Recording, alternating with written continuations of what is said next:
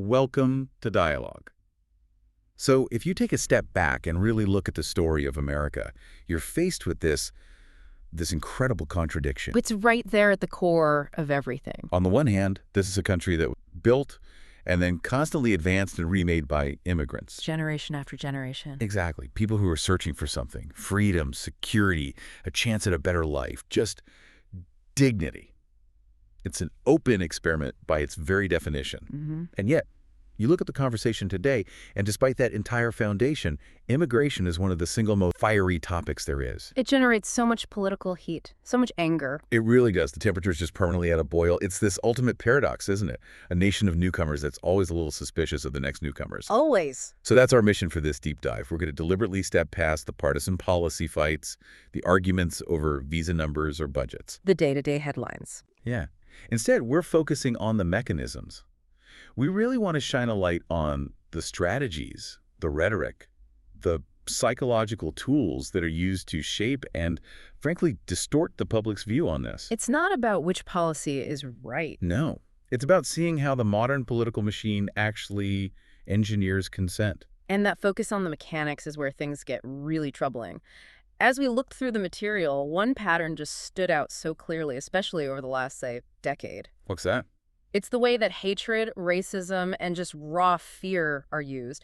They aren't just an unfortunate byproduct of a heated argument anymore. The way they might have been in the past. Exactly. They've been weaponized. They're now tools used deliberately, strategically. So you're saying there's been a shift? The profound one. A shift in how policies are even justified. The appeal often just missed. It bypasses reason entirely. It ignores the economic data, the demographic model. Then it goes straight for emotion. Straight for the central nervous system. It appeals directly to these primal emotions. Fear of the unknown, fear for your own safety. So what are the stakes here when this mechanism is running at full steam? The stakes are that we are watching a process of really deliberate psychological engineering. It uses this constant rhetoric about crime, about danger, about the other. Yeah, what's the effect of that? The effect is incredibly powerful. You have millions of peaceful, hardworking immigrants who are contributing to their communities, and they fade into the background. They become statistically invisible. While the exceptions take center stage. A tiny handful of tragic exceptions are amplified until they dominate the entire conversation. They become the rule, and we're here to really illuminate the systematic process that makes that distortion possible. Okay, let's unpack this core political playbook. Because when you lay it out, it's almost deceptively simple, but it is so effective. It is. It's an established principle, right? When leaders need support for policies that don't have a lot of natural enthusiasm, maybe they're expensive or they just don't make logical sense, they turn to fear. It's the fastest and cheapest way to get support. But let's go a bit deeper than just saying fear works. How exactly does it operate in the political world? Why is it such a reliable tool for these big, complex issues? Well, psychologically, fear is what you could call a radical simplifier. A simplifier. Yeah, it's an evolutionary shortcut. When we get scared, our brains switch over to what cognitive scientists call System 1 thinking. Okay, what's that? System 1 is fast. It's intuitive. It's emotional. It runs on gut reactions, not on careful thought. As opposed to System 2. Exactly. System 2 is the slow, analytical, logical part of your brain. It's what you use for, say, doing your budget or analyzing a complicated policy. Right. When fear gets triggered, System 2 basically shuts down. And that is so critical because a massive topic like immigration with its economics, treaties, human rights issues, that requires your System 2 brain. But fear wipes that off the table. Instantly. You stop thinking about a cost-benefit analysis for a border wall when you genuinely believe you are in immediate danger from an invading force. That makes perfect sense. A crisis demands a simple, survival-based answer, not a long discussion. Exactly. And there's a second function of fear that's just as important. It creates immediate, visceral tribalism. Us versus them. Instantly. Fear draws a very sharp line. It defines them as dangerous, as a threat, and it positions us as the innocent victims who need to act right now to survive. And that simple binary in-group versus out-group, that's the doorway to get more radical policies through. It's the absolute gateway. So let's talk about how that fear is created and then sustained, especially now in our modern media world. The material we reviewed broke it down into a really clear four-step playbook. It's a cycle, and you can see it operate almost mechanically whenever a high-profile incident happens. We'll walk it through it. Okay, step 1 is highlight. Okay. This is the seed.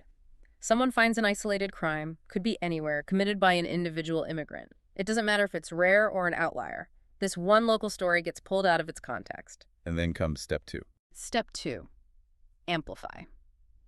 And this is where the modern engine really kicks in. That one single incident is immediately blasted across cable news, across social media, repeated over and over by political figures. It stops being just a crime story. It stops being a crime story, and it becomes an immigration story. And critically, the focus shifts away from the actual crime or the victim, and it becomes all about the immigration status of the person who did it. I think we have to stress the sheer volume of this amplification. This is the engineering part. It absolutely is. You're taking one data point and turning it into a national obsession.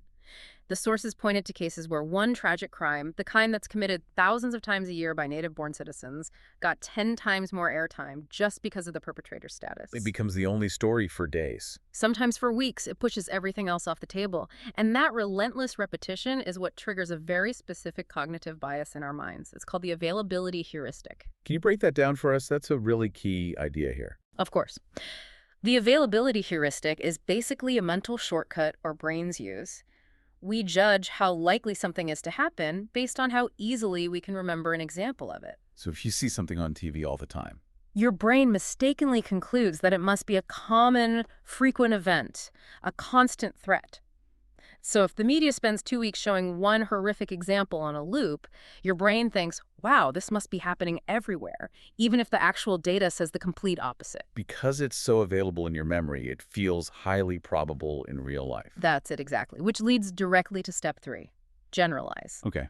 Once the amplification has created that emotional saturation, the generalization is almost automatic.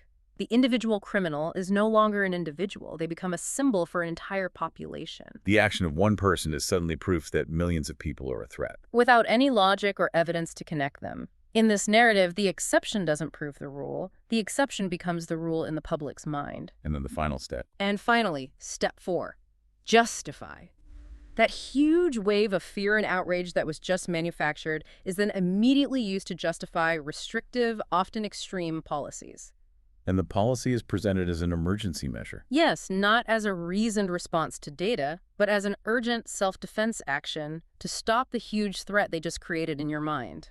It completely bypasses any need for a rational debate. That feedback loop is terrifyingly efficient.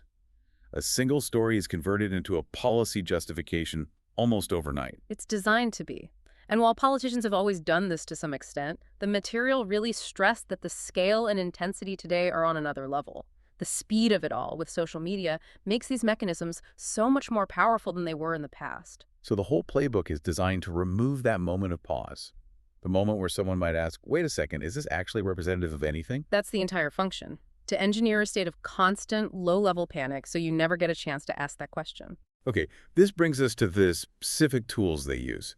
Because it's not just the strategy of using fear, it's the words, the language. The linguistic engineering. Yes. This is about the deliberate, almost surgical choice of words in political messaging, especially around elections or big policy votes. This isn't just discussing an issue. It feels like it's trying to engineer thought itself. It is. We hear these metaphors all the time. Yeah. Immigration is described as an invasion or a flood, a takeover. Why those specific words? They can't be accidental. Oh, they are anything but accidental. They are chosen with incredible precision because these metaphors fundamentally shape how we think. They preload your decision-making process before you even have a chance to think rationally. They bypass the rational brain and go straight for that system one response we talked about. Exactly. When you take a hugely complex topic like this and you reduce it to one single, powerful, violent metaphor, your brain's problem-solving defaults to whatever solution that metaphor implies. It's a shortcut to a predetermined outcome. Okay, let's walk through that. Why is calling it a flood instead of a flow of people so much more powerful, even if the number of people is the same? Okay, let's take the flood metaphor. If you are told over and over that immigration is an unstoppable flood, a natural disaster, what happens in your mind? Your policy options get very limited very fast. Right. A flood is overwhelming. It's dangerous. It threatens to drown everything. You don't respond to disaster by talking about better paperwork or integration programs. You talk about survival. You talk about protection. The only rational response to a flood is to build a massive dam. The metaphor itself validates policies of total exclusion, of physical fortification. It makes the most extreme reaction feel like simple common sense. It shifts the whole conversation. It shifts it from how do we manage this to how do we stop this disaster. And it immediately justifies spending billions on physical structures, whether they work or not. Okay, now what about the other big one? Invasion. The invasion metaphor is even more aggressive because now you're adding hostile intent. Right, a flood is impersonal. An invasion has an enemy. Exactly. It implies enemy combatants, an organized threat. So if you frame immigration as an invasion, the policy response naturally shifts toward militarization. It makes a military response seem logical. Not just logical, but necessary. You don't negotiate with an invading army, you repel it with force. This language justifies using troops at the border, zero-tolerance tactics, suspending normal legal processes. The policy outcome is baked right into the metaphor. The sources used a term that I think sums this all up perfectly. The emotional permission structure. That feels like the ultimate goal of all of this. It is the ultimate goal. That loaded, militarized language creates the permission structure you need to get around democratic reason. It gives leaders the psychological license to propose and pass extreme policies. Policies like mass deportations or huge changes to asylum law. That would almost certainly be rejected by the public if they were just debated on their own merits with data and facts. So how does that structure work, step by step? First, you establish the threat with fear and metaphor. We are being invaded. Then, you define the only acceptable response. Only extreme force can stop an invasion. And once you've done that? Any policy proposal, no matter how harsh it is, suddenly falls inside that new, acceptable range of options. The fear created by the metaphor just overrides our rational resistance. So they're not even asking you to agree with the details of the policy anymore. They're just asking you to agree with the premise that there's a crisis. Once you accept the premise of an existential threat, any response seems responsible. It's a remarkable manipulation technique. Okay, let's pull back the curtain on all of this and get back to the actual data that gets so completely drowned out by this political machine. The quiet fact. What does the established decades-long research actually say about immigrant crime rates? This is maybe the most crucial point for anyone listening to really internalize. The key fact is this. The vast majority of immigrants, whether they're documented or undocumented, commit statistically fewer crimes than native-born citizens. And this isn't just one study. No, this is not a cherry-picked talking point. This is the consensus across decades of research in criminology and sociology. The material cited studies over the last 30 years showing immigrant populations consistently had violent and property crime rates that were 15, sometimes 20% lower than their native-born counterparts. That is a staggering statistic when you put it up against the political rhetoric. So if the data is that clear, that persistent, why does it have zero impact on the political narrative? Why does it fail to break through? It fails because of a simple strategic reality. Facts are quiet, fear is loud. Say more about that. Data is quiet, it's nuanced, it's in percentages. It requires your system 2 brain to engage with it. And fear. Fear is loud, it's primal, it's shouting headlines and tragic stories. It triggers your system 1 brain. The political machine knows this, so they can't afford to have a quiet, rational conversation. Your focus has to be on sound, not substance. Entirely. So they use that 4-step playbook to distort the statistical reality. They actively hunt for the loudest, most horrific exception they can find, that one isolated crime, and they broadcast it until it's the only thing you can hear. There's another piece to this, isn't there? Our own evolutionary wiring. That's a powerful point. Our brains are hardwired for threat detection. From an evolutionary standpoint, hearing about one single violent threat triggers a much stronger reaction than reading a dense report about a positive trend. Because ignoring the loud threat in our past could mean death. Right. So today, that ancient wiring makes us over-index on negative, high-drama stories, especially if they involve an outgroup. And that makes us perfectly vulnerable to these political narratives. So the political machine is literally weaponizing our own survival instincts against us. They're dedicating all of the attention to the 0.1% exception. And because of how our brains work, our perception of reality gets skewed entirely towards that 0.1% threat. Which means the crisis is manufactured. The crisis exists primarily in the rhetoric, not in the data. The long-term trends in border crossings, the economic impact, the crime statistics, they just don't support the level of panic we see every day. So it isn't really a conversation about immigration policy at all. That's the powerful summary of it all. It is fundamentally not an immigration conversation driven by data or by economic need. It is primarily a psychological engineering process. It's designed to manage and manipulate public perception to achieve a political goal. And let's be clear about that goal. The goal is to get people to support policies that, if you just presented them rationally, would probably face huge opposition. Exactly. The Yeah. policies themselves, a massive wall, zero tolerance cutting legal immigration, they're often secondary. The emotional groundwork has to be laid first. The fear has to come first. Because without the fear, the policies themselves don't stand up to scrutiny. If you take away the overwhelming emotional charge, the supposed necessity for the policy just evaporates. So, for someone trying to navigate this world, how does understanding all these mechanics help? What's the practical application? Understanding the mechanics is your shield. It's your defense against being manipulated.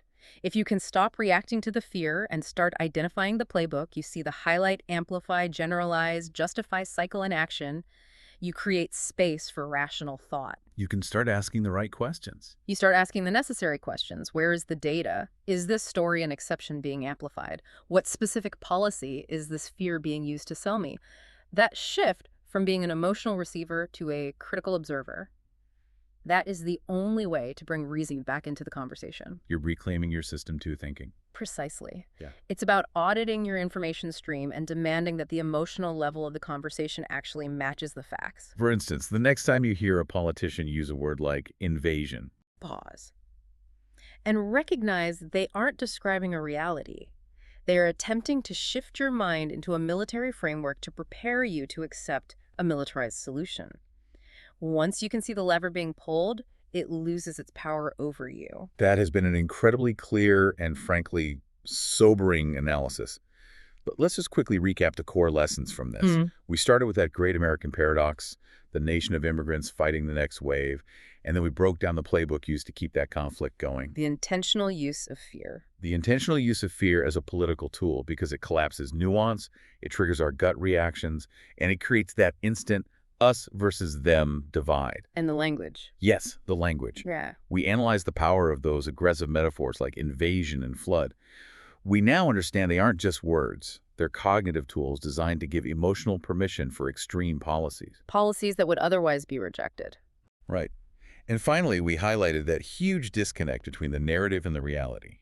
The way that isolated, amplified incidents are elevated over the quiet statistical fact that immigrants are less likely to commit crimes. A fact established over decades. So the core takeaway seems to be that to be truly informed, you have to look past the policy debate itself and start analyzing the methods being used to frame that debate as an emergency in the first place. And thinking about that framework, that system of engineered fear, it leads us to a really vital, provocative final thought for you to carry with you. Okay. We've established today that this playbook fear, amplification, militarized language is used to generate panic, to justify policies that would otherwise lack support. Right. So the challenge for you is this. Now that you can see the playbook so clearly, what other complex policy issues, completely unrelated to immigration, are being pushed using this exact same method? Is this mechanism being used to push for, say, economic deregulation by framing regulators as an invasion of bureaucracy? Is it used to justify changes to our civil liberties by amplifying exceptional threats? So this playbook is a master key. It's a master key for spotting manipulation across the entire political spectrum. The real question is, what are the secondary applications of this fear-based rhetoric that are happening right now? And what will the real-world impact of those policies be long after the manufactured panic has faded away? That's a profound challenge for all of us to consider. In this next part, we are going to discuss the illusion of crime waves. And this is a really big one. When we talk about public safety, that term crime wave gets used almost like an alarm bell, right? It brings up these images of chaos, of rising numbers, a real loss of control. It's designed to do that. It's an incredibly loaded term. Exactly. But what if that wave isn't a statistical surge? Not a real measurable rise in data that demands action, but something else. Something more like a carefully constructed political tidal force. A narrative wave, not a numerical one. Yes. We've seen it happen time and again. You have specific events, things that are statistically, just a blip in the grand scheme of overall crime, and they get plucked from obscurity. Then they get magnified and used to completely redefine how the public sees the world. That's the architecture we need to unpack. Right, so today we're going to explore that architecture. How do media and political narratives select, frame, and then amplify these hyper-specific, isolated acts to generate a kind of collective fear? And maybe more importantly, what is the policy that comes from that fear? Often, things like restrictive immigration mandates. What does that tell us about where the true incentives really lie? Well, that's the absolute core of our mission today. It's about helping you, the listener, develop the literacy to see the difference between a real, measurable statistical trend and a narrative trend. Okay, so break that down. What's the distinction? A statistical trend is something that shows up consistently in the data. You see it in FBI reports, in local police data, in long-term sociological studies. It's verifiable.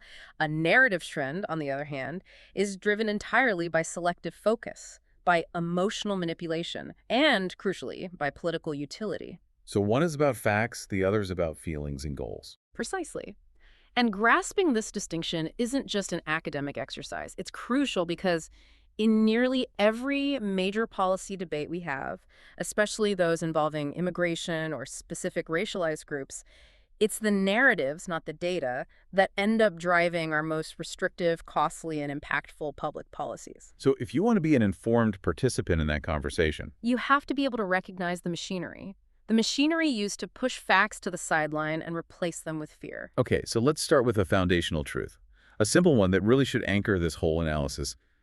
Crime is an expression of human behavior, Yeah. period. That's it. It's that simple and yet that profound. It doesn't have a nationality. It's not inherently tied to race or citizenship status or whether you're part of one immigration group or another. It's just a set of destructive behaviors that exist inside any large, diverse population of people. It doesn't matter where they were born. Exactly. And this is the universal statistical constant that the political narrative works so incredibly hard to obscure.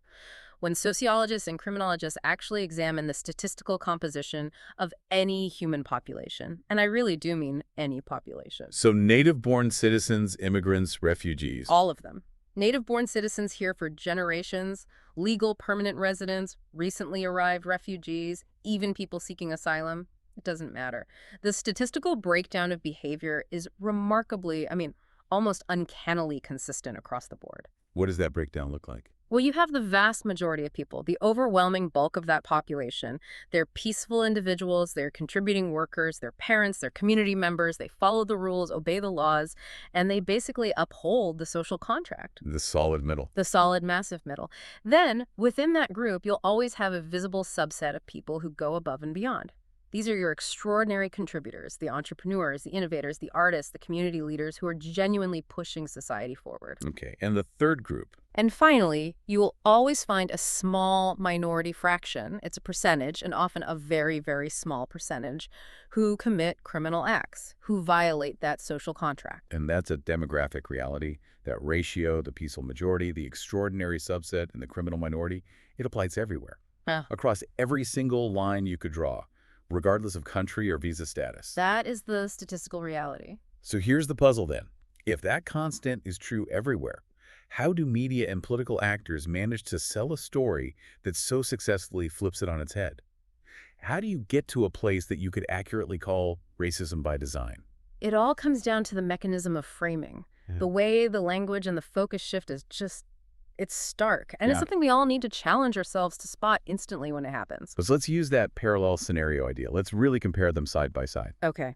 So in the first scenario, you have an American-born citizen who commits a really serious crime. Let's make it vivid, say a brutal domestic assault or a massive insider trading scheme that wipes out thousands of people's retirement savings. A terrible, destructive act. Absolutely. When that news breaks, the act is almost universally seen by the media and the public as the tragic criminal actions of that one individual person.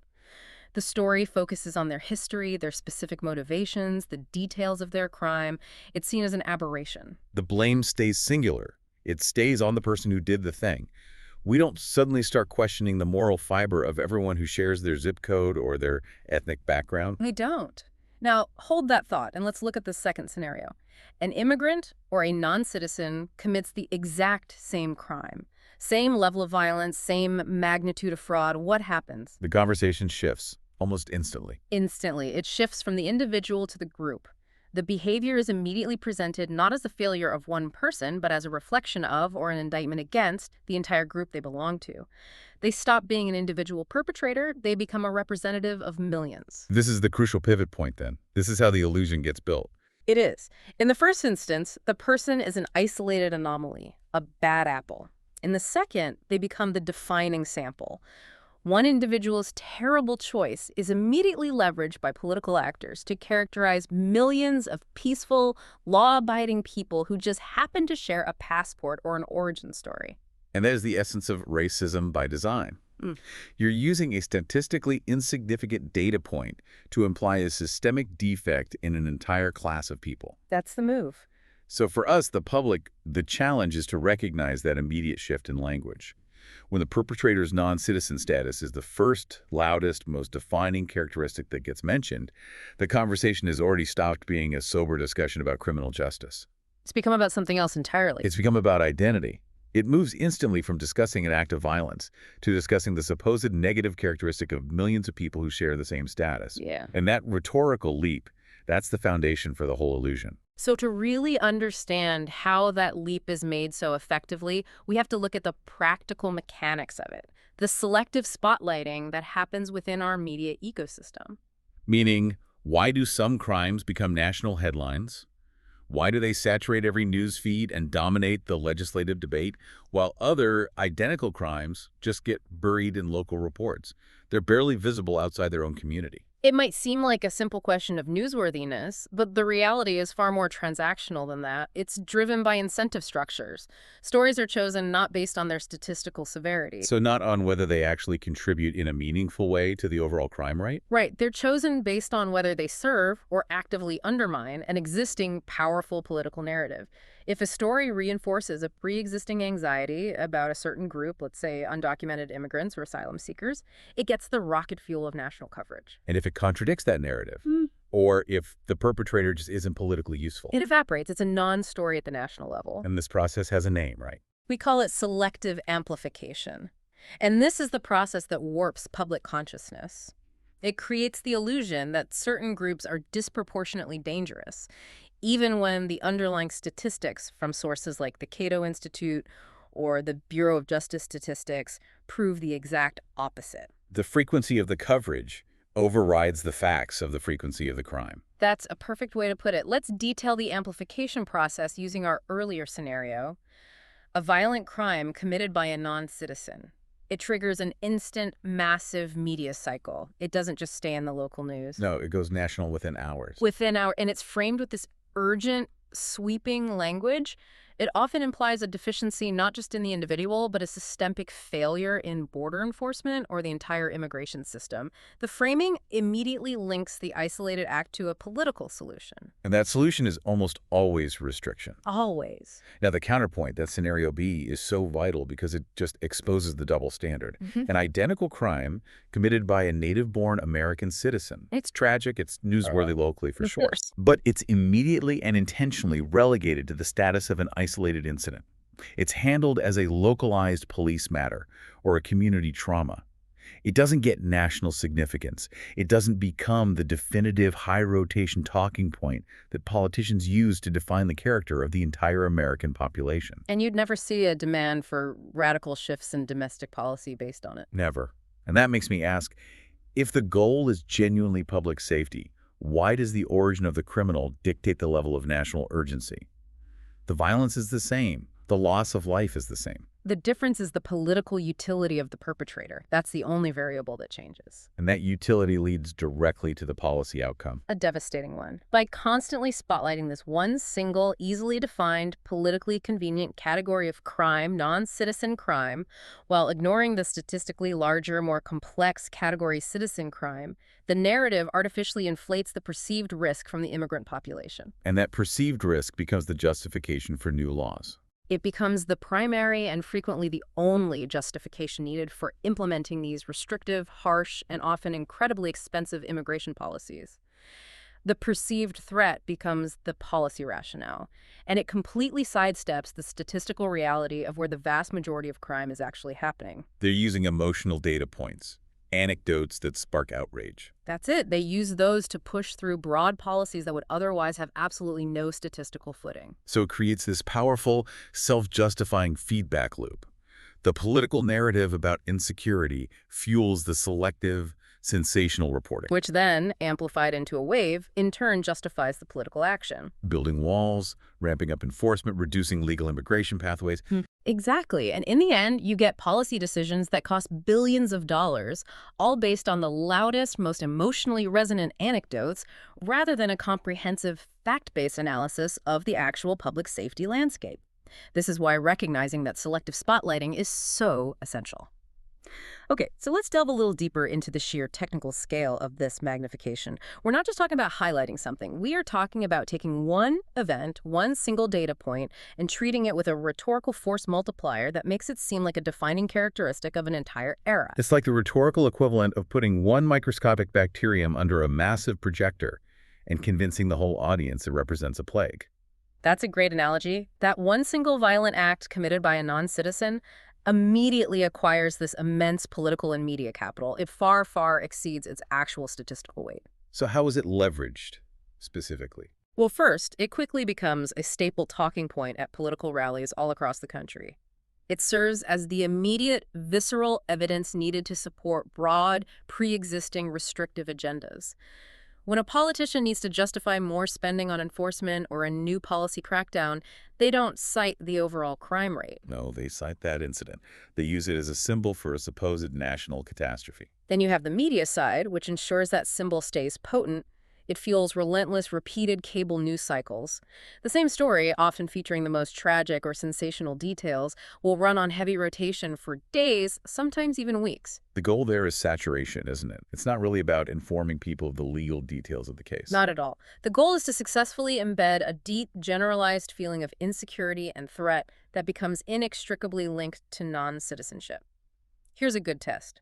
When you see a high-profile case linked to immigration status, just look at the running clock.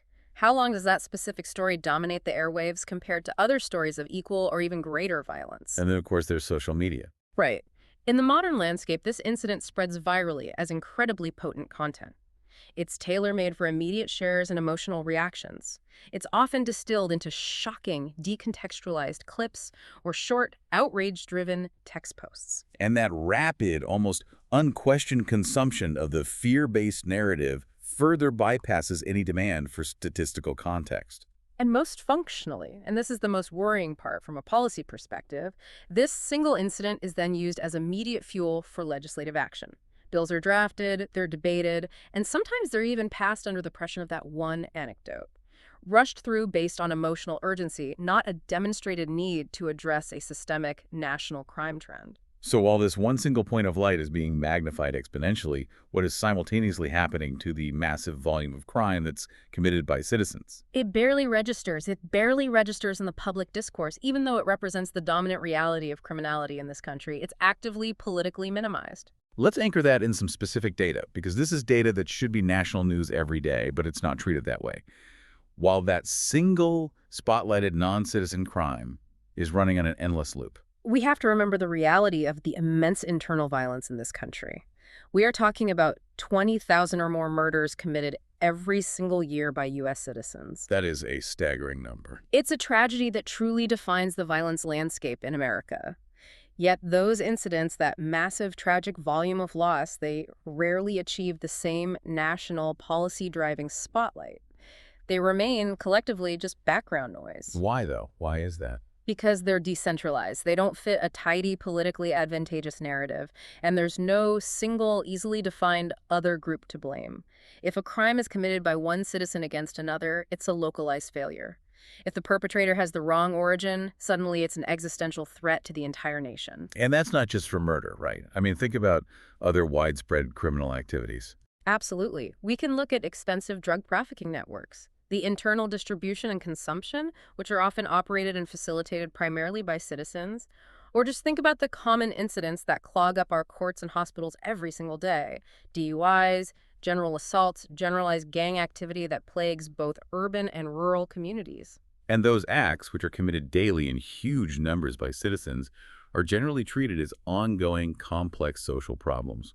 They require nuanced, long-term intervention, things like mental health funding or drug rehabilitation. Right. They are almost never seized upon by national media or politicians as definitive proof that the entire native-born population is a threat that requires radical, immediate, punitive policy intervention or a declaration of a national crisis. So this brings us to the synthesis of the whole tactic, the equation that people need to remember. Yes, immigrant crime, which is statistically a tiny fraction of total crime, is radically magnified. At the same time, citizen crime, which is statistically massive and pervasive, is simultaneously minimized. And that profound imbalance, the over-focusing on the minute and the under-reporting of the massive, that is the essential ingredient you need to generate a false crisis. A crisis built entirely on manipulated perception, not on factual trends.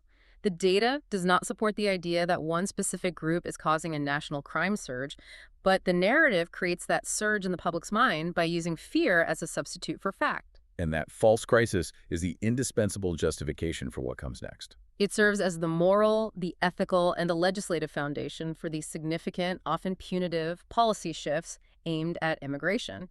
You are building massive structures of enforcement, detention, and restriction structures with enormous financial and human costs, all on the very shaky ground of selective fear and anecdotal outrage. So once that false crisis is successfully established through all this magnification, the ultimate goal of the entire framing becomes crystal clear. It's about imposing collective guilt. This is where the logic moves from just being skewed statistical reporting to being actively absurd. It becomes prejudicial judgment.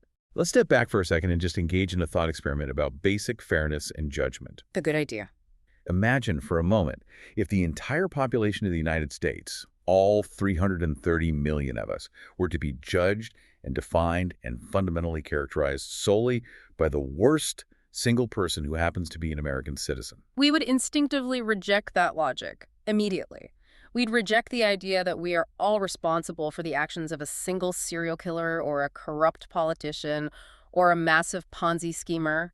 We just understand intuitively that the actions of one terrible person do not define the character or the worth or the threat level of millions and millions of others. That rejection is a built-in defense mechanism of rational thought. It seems unworkable. It's fundamentally unjust. And yet we need to look at the series of logical fallacies used to apply this exact same collective guilt to immigrants and non-citizens, and how readily that logic is accepted, or at least it's left unchallenged, in major public debate.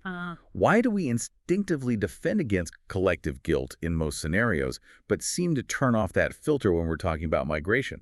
Well, think about how we apply identity and judgment in other areas. We know it's a fallacy to define all Christians solely by the actions of one extremist who commits violence in the name of their religion.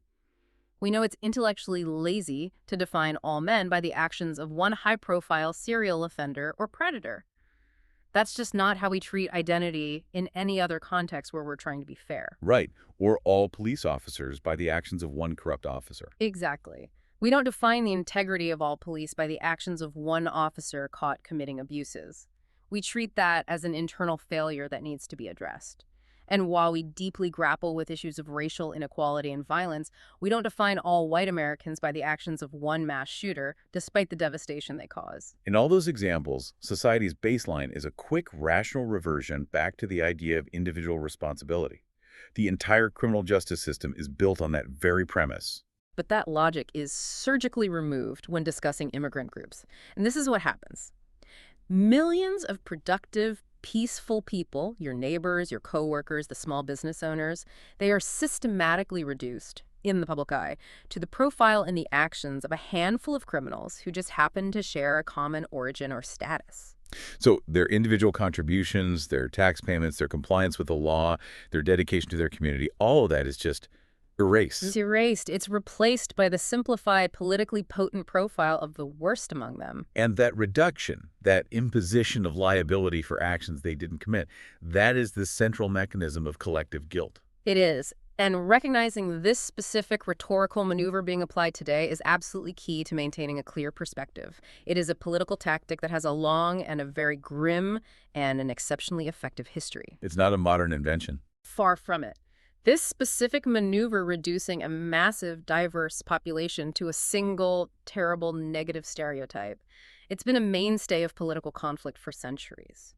Historically, it was a central feature of wartime propaganda. It was designed specifically to dehumanize the enemy populace so that the public would accept massive, indiscriminate violence against them. And it wasn't just in declared wars either. No, it was used extensively by colonial regimes trying to justify control, resource extraction, and often brutal treatment over indigenous or subjected peoples. The narrative was always the same. They are inherently dangerous, they cannot govern themselves, their individual bad acts prove their collective threat. It was also central to racial segregation policies here in the 20th century. Absolutely. The actions or the supposed moral characteristics of a few were used to legally justify the systemic oppression, denial of rights, and forced separation of an entire race. And in its most extreme and terrifying form, collective guilt has been a defining feature of genocide campaigns, where the humanity of a group is systematically denied through these generalized accusations of threat and moral defect. The power of the tactic is really in its efficiency. That's it. It allows policymakers and media outlets to completely bypass the need for statistical evidence or rational, nuanced argument. By activating this historical machinery of collective guilt, they create an immediate emotional consensus that the entire group, millions of people, is fundamentally flawed and therefore deserving of restriction or surveillance or exclusion. So when you hear these arguments today, you're not hearing a new insight into crime. Not at all. You are listening to a very old, highly destructive political tool being deployed to achieve policy outcomes that have nothing to do with statistically lowering overall crime. And ultimately, the success of this entire illusion, this manufactured crime wave, it relies on a foundational psychological reality that is just very difficult to fight. Which is? Statistics struggle to compete with personal narratives. We are simply wired as human beings to react more intensely, more immediately, and often more permanently to a vivid, emotionally charged story than we are to a dry, complex data table showing annualized percentages. Data requires homework. It requires thought, context, and often critical analysis to figure out its relevance. A personal story, especially one that's steeped in tragedy or outrage, is immediate. It bypasses the rational frontal lobe and it activates empathy, fear, and anger simultaneously in the limbic system. And this is exactly why politicians, rather than engaging in a nuanced debate about the statistical efficacy of a policy, rely almost entirely on emotional storytelling. It lets them bypass the need for fact. And it's a highly effective toolkit of exploitation. They intentionally foreground the heartbreaking image of the grieving mother, focusing entirely on her legitimate pain and loss. They amplify the narrative of the tragic victim whose life was cut short by a violent, often random act. And we have to be very clear, these are undeniably painful, real events. They demand our compassion. Of course. But the strategy is deliberate. They couple that legitimate, profound human pain with this highlighting of the preventable incident. The narrative they push is, if only that specific restrictive policy, the one they are advocating for, if only that had been in place, this tragedy would never have happened. Right, and that allows them to tie the emotional suffering directly to their proposed restrictive solutions. It doesn't matter whether those solutions would actually impact the statistical reality of crime or stop the next murder committed by a citizen. The anecdote is used to sell the solution. And to enhance that immediate emotional impact, they rely so heavily on dramatic footage or graphic details or this highly emotional, often inflammatory language. And that reaction is not aimed at informing you about the complex causes of crime or the difficulty of enforcement. It is aimed squarely at recruiting your emotions into supporting a political agenda. When you're feeling overwhelming grief or outrage or fear, you are far less likely to pause and ask for the statistical context. Or to ask what happened to the 20,000 other victims that year. Precisely. And this brings us to a really critical ethical distinction. It's a difficult one to articulate, but it's essential for understanding the mechanics of this manipulation. Go on. The pain, the tragedy, the suffering involved in these highly publicized stories are real. Yeah. They're legitimate, profound human experiences, and the victims and their families deserve support and compassion. That is undisputed. But the ethical line is crossed decisively when the way these stories are politically leveraged moves from compassionate support to calculated exploitation. That's the moment. The exploitation occurs when that specific, legitimate human pain is co-opted and weaponized to justify collective action, these punitive, broad policies against millions of people who are entirely unrelated to the individual criminal act. So the focus shifts entirely. It moves from supporting the victim through justice for the perpetrator, to punishing an entire group based on the actions of one person. And the political utility of the fear is prioritized over the statistical integrity of the policy debate. If a politician truly wanted to reduce homicide, they would focus on the complex socioeconomic factors driving the 20,000+ murders committed by citizens every year. But that's messy. It's expensive and it's politically inconvenient. It doesn't offer a clean external enemy. Exactly. The manufactured crime wave, however, offers a clean target, an entire group that allows them to claim they're solving a problem while implementing a policy agenda they wanted all along. And that is the fundamental difference between solving a crime problem and solving a political problem. So let's bring all these threads together then. The illusion of crime waves. It isn't some accidental media phenomenon. It is a manufactured reality. It's built piece by piece. It's constructed through highly selective focus on a tiny fraction of total crime, the radical magnification of specific sensational acts involving non-citizens, and the calculated deployment of these potent emotional narratives that are designed to bypass reason. And all those tools work together in concert to ensure that collective guilt is assigned to vast, diverse populations of immigrants and non-citizens. So what's the practical application for you, the listener? As you're consuming the news and engaging in public debate, what do? You have to employ critical scrutiny. When you encounter these high-profile discussions about crime, public safety, and immigration, you have to move past the headline and ask some specific, difficult questions. Like what? Well, ask not only what statistics are being foregrounded, is crime up or down overall, and by how much, but also what stories are being consistently highlighted and sensationalized. And I think most critically, you have to ask yourself, what major data points, like the sheer tragic volume of citizen-perpetrated crime, are being intentionally minimized or just completely omitted from the conversation? Whose stories are we being encouraged to forget in order to focus on the politically convenient one? Well said. The true measure of a society's media literacy isn't just knowing the facts. It's recognizing the specific rhetorical machinery, the magnification tactics, the selective amplification, the collective guilt maneuvers that are used to make us believe things that are statistically untrue. That awareness is your defense against policy that's driven by panic. So as a final thought for everyone to take with them, consider this as you navigate the news cycle next week. Whose interest is ultimately served, the public safety or a political agenda, when the fear of an entire group is prioritized and amplified, while the complex, statistically dominant reality of overall public safety, regardless of the origin of the perpetrator, is minimized. That question often reveals the true underlying policy objective hiding behind the manufactured crisis. Now we are going to shift to the dehumanization of people. It is a profoundly critical area to look at. How we talk about any group of people in the public sphere, especially in politics and media, it doesn't just inform policy. No, it does more than that. It fundamentally shapes how we as a society perceive that entire group. When we really examine the discourse, particularly how immigration is often discussed, we see language being used as this sophisticated form of psychological shorthand. And that's the architecture we really want to tear apart today, right? We're looking deep into the framework of how public perception is built. Exactly. Our mission here isn't to judge specific policies or debate border control. Instead, we're analyzing the building blocks, the linguistic structures that are put in place before that policy debate can even start. Essentially, we're exposing the psychological shortcut. This is the process that allows a person's complex life, their history, their humanity, to be so rapidly reduced to a simple abstract concept. And it's so powerful because it's so efficient. It's incredibly efficient. It successfully bypasses the need for empathy, for nuanced thought, for any real moral reflection. It just lets the audience's brain take the absolute path of least resistance. When you call it a shortcut, it really highlights that. It's less about persuading someone with facts and more about just manipulating their basic cognitive processes. That's it. So let's unpack this, starting with the most powerful and I think the most subtle tool in the toolbox, the language of reduction. Right. The first step in this whole move is actually deceptively simple. The words we use, they establish these invisible boundaries for the conversation. They do. They dictate who gets included in our sphere of compassion and, just as importantly, who gets excluded.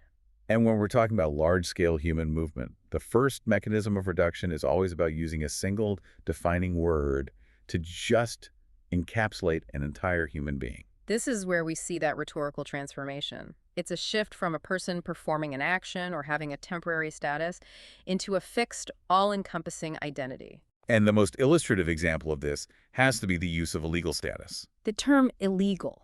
Applying that word to describe a human being, this is so much more than just administrative terminology. It's the absolute foundational step in the dehumanizing process. It tries to strip away all complexity. So their entire existence, their past, their future, their value, is defined solely through that one lens. A singular legal infraction, yes. But hold on, couldn't someone argue that using a term like that is just adhering to existing legal language? How do we stop this from becoming an attack on all legal terminology? That is a really critical distinction to make. Legal systems have to categorize behaviors and statuses. They just have to. Of course. But the dehumanizing mechanism kicks in when we elevate that legal status to become an identity. When you take a complex legal term that describes an action and you shorten it to a single defining adjective for a person, that's the move we're analyzing. Okay, I see. Think about the massive cognitive load that removes. You are instantly relieved of the burden of processing that person's history, their context, their motivation. They just get filed away. Immediately filed away in a single, simple negative category. So the brain is offered a simple label, a single file name instead of an entire biography, and it almost always chooses the label. Because it demands so much less mental energy. Exactly. The human mind is hardwired for cognitive simplification. Faced with overwhelming complexity, we just seek the path of least resistance. And once that person is reduced to that one category, The complexity that defines the human life is just stripped away. They stop being a person facing complex circumstances, maybe struggling for survival, and they just become a variable. a variable in a legal or political equation, they become the category itself. They do. And once that categorization is successfully applied and accepted by the public, the consequences are, well, they're profound and unfortunately very predictable. You mentioned this paves the way for 3 specific outcomes. Let's start with the first one, how this is used for political dismissal. Okay, so once an individual or a group has been placed solely into that negative category, their fundamental needs, their stories, their basic humanity, it can all be easily and rhetorically ignored. Why? What's the logic there? Because the category itself implies an inherent lack of legitimacy, an inherent lack of worthiness for consideration. If their very presence is defined by a violation, then their distress, their hopes, they just don't carry the same weight as someone who's defined as legitimate. It moves them outside what you might call the circle of concern. It transforms these deeply human, often tragic issues Like family separation or healthcare for children. into purely transactional or administrative problems. And that allows political actors to discuss these major humanitarian challenges in sterile, detached language. It's no longer about a father needing medicine for his child. It's about managing a resource drain. Or addressing a problem that, by its own definition, shouldn't even exist. Dismissal is effective because it creates a moral distance. It suggests that any suffering they experience is just a self-inflicted consequence of their status. And once we've mentally dismissed the person, that abstract category becomes ripe for the second use, which is blame. Right. The sheer simplicity of the category makes them the perfect silent scapegoat. A scapegoat for problems that are often completely unrelated to them.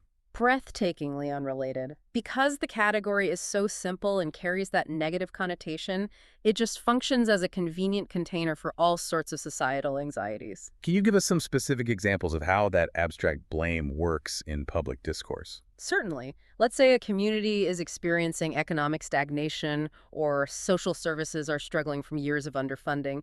These are complex systemic problems. Right, problems that require complex solutions. But the abstract category becomes the perfect, easily identifiable external reason for the blame. If housing costs are soaring because of local policy failures, or traffic is worse because of bad infrastructure planning. You can just pin it on the uncontrolled category of new arrivals. And that move achieves 2 things.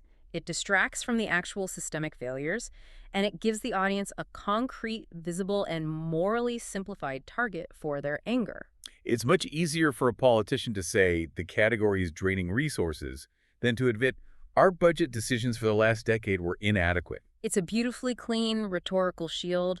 The abstract category can't argue back. Right. It can't offer a nuanced defense or point out the hypocrisy. It's a silent variable that can be manipulated to absorb anxiety, and that lack of complexity is key. The individual isn't being blamed for their specific actions. The abstract category is being blamed for all generalized societal ills. Which brings us to the third outcome, fear. Yes, the label allows the person to move from being a potential neighbor or a coworker to an undefined abstract menace. The label itself, by focusing on that legal status, implies instability. A threat to the established order or even a physical danger. You stop seeing a family seeking stability and you immediately start seeing a threat to the rule of law, a cultural invader, an uncontrollable surge. And that abstract fear, which is often vague and rooted in the unknown, Is infinitely more potent and scalable than the fear of a specific known person. this whole progression from a legal status to a blanket identity, it really reveals the core mechanism. Let's go back to that distinction you made earlier about identity versus action. Yes, because that's the linguistic sleight of hand we need to really emphasize. Okay. Think about common misdemeanors. If someone gets caught jaywalking or gets a speeding ticket, we discuss the action as illegal. The person is a violator of a rule. But their identity isn't permanently reduced to that one action. We don't call a speeder an illegal person. Or a jaywalker illegality incarnate. We recognize there are complex individuals who committed a specific infraction. But the strategy we're discussing makes a fundamental leap. A huge leap. It does. The dehumanizing mechanism is that rhetorical jump from describing a person performing an illegal action to defining the person as being illegal in their fundamental essence. And that linguistic shift changes the whole nature of the public conversation. It shifts it away from a complex policy discussion about laws and borders, which are changeable, to a reductive moral statement about the inherent fixed value of the individual. A statement which is meant to be permanent and dismissible. Yes. So if we only talk about policy implications, border management, visa quotas, we're dealing with logistical challenges. But when that status is applied as an identity, the individual's inherent value, their humanity, is just pushed to the side. And that's the key strategic advantage. A policy discussion should ideally try to balance logistical realities with human realities, the dignity, the aspirations of the people arriving. But by applying the illegal identity, The human reality is removed from the table. It's an irrelevant, morally compromised variable. The public is left with only the cold legal definition. which then makes hardline punitive policies feel morally justifiable. Because the subjects have already been linguistically designated as less than fully worthy of consideration. The ultimate success of this is its simplicity. It makes it so easy for the public to move past the messy emotional reality of human movement and just settle on an easy-to-digest category that justifies exclusion. And building directly on that linguistic foundation, the second phase of this is the active, almost surgical removal of individuality. Okay, so it's not just about the negative label you apply. No, it's about what crucial, humanizing information is systematically omitted from the discussion. The real essence of this mechanism is in the rhetorical vacuum that is deliberately created. When you look at political discourse around this, Yeah. you notice a glaring, consistent absence of humanizing details. These are the details you need to see someone as a whole person. They are. So what specifically are these missing elements that prevent the audience from connecting? There are 5 core human elements that are almost universally absent. First, and maybe the most tragic to omit, are their dreams. Dreams, which are the fundamental motivational engines for every single person on the planet, regardless of where they're born. Exactly. When political framing omits dreams, it omits the universal human drive for aspiration, for hope, for a better future, especially for your children. Migration is rarely a casual choice. For many, it's the most significant, high-stakes act of hope they will ever undertake. By ignoring that dream, the desire for safety, for education, the motivation is reduced to something purely transactional. Or worse, something predatory. Yes. It simplifies a desperate decision into mere rule-breaking, not understandable human striving. Because if the audience acknowledges that the subject has the same dreams they do, for their kids to succeed, for safety, that shared humanity becomes undeniable. And that makes the dehumanization much, much harder to sustain. The second element that's surgically excluded is their skill. Which is a huge omission, given that human capital, talent, experience, knowledge is what drives any successful society. When people leave their former lives, they don't abandon their experience or their work ethic. They are not blank slates. By omitting their skills, whether they're farmers, teachers, builders, nurses with years of experience, the migrant is reduced from the very start to an unskilled burden, a liability, a drain. So the political calculus is only ever allowed to include the cost. Correct. When the economic discussion is limited only to the cost of their arrival, their immense potential to generate wealth, to fill labor shortages, to contribute to innovation is deliberately suppressed. It creates this monolithic public image of dependency. Imagine an experienced pediatric nurse arriving who's described only as a statistic needing assistance instead of a valuable professional asset who could immediately help with staff shortages. The rhetorical choice there is incredibly powerful. The third missing element speaks directly to why they make the journey: their families. The family dynamics, the relationships, the emotional connections that force these difficult choices, they are almost entirely absent in the abstract discourse. Human movement is rarely a solitary thing. It's motivated by the family unit. But by ignoring their families, spouses, children, parents, the framing ignores the intense sacrifices made on their behalf. This allows major policy consequences, like family separation, to be discussed as a bureaucratic detail. Not the profound emotional catastrophe that it actually is. It transforms a journey driven by love and obligation into a cold, solitary act of self-interest. The fourth omission, their contributions. Right. The audience is constantly presented with the immediate short-term cost of processing arrivals. The expense of shelters, the strain on social services, but the conversation almost never turns to the long-term benefits. It's rhetorically easy to quantify an immediate expense. But much harder to calculate the long-term compounding benefits: tax revenue, cultural enrichment, entrepreneurial spirit. By focusing exclusively on the negative inputs, the significant positive outputs are just disregarded. The narrative stays stuck in a framework of deficit and burden. If the full acknowledgement of contributions were allowed, it would shatter the monolithic threat narrative. And finally, the fifth missing element, which is the emotional counterweight to costs: their sacrifices. And difficult choices, the extreme risks, abandoning everything, familiar community, history, just to reach a new place. Discussing sacrifice inherently introduces respect and moral weight into the conversation. If the audience is forced to confront the depth of an individual's sacrifice, the home they sold, the danger they faced, it becomes psychologically impossible to casually dismiss them as opportunistic or lazy. The omission of sacrifice maintains that comfortable distance. So if those 5 dimensions, dreams, skills, families, contributions, and sacrifices, are the building blocks of a recognized human being, what gets injected into the void when they're removed? Pure abstraction. We replace biography with bureaucracy. Yes. In place of individual stories, the conversation becomes dominated by cold, mechanical terminology, terms designed to quantify, to sterilize, to neutralize. The shift of focus from people to statistics, from lives to logistical problems. Exactly. Let's look at these abstract terms. The first category is focused on turning faces and lives into simple data points: numbers and crossings. The use of numbers immediately reframes the issue as a statistical problem, not a human one. And a statistic demands a mathematical solution. Optimization, reduction, containment. It demands no empathy. None. When officials cite X thousand crossings last month, they are substituting 1,000 individual journeys, each with its own story, with a flat, quantifiable metric. It lets the public see it as an impersonal graph that needs correcting. The next term is even more emotionally manipulative. Surges. That's terminology borrowed directly from military strategy or disaster reporting. It's the language of imminent crisis. The term surge is chosen specifically because it implies an overwhelming, uncontrollable, destructive force, like a tidal wave. A surge is something you defend against, not something you assist. It bypasses rational thought and triggers a defensive fight-or-flight response. It replaces the image of an exhausted person seeking safety with the image of an aggressive, invasive phenomenon. It is a powerful tool designed specifically to escalate public anxiety. And then we get the most overt form of abstraction: threats and costs. These function as direct liabilities on the public balance sheet.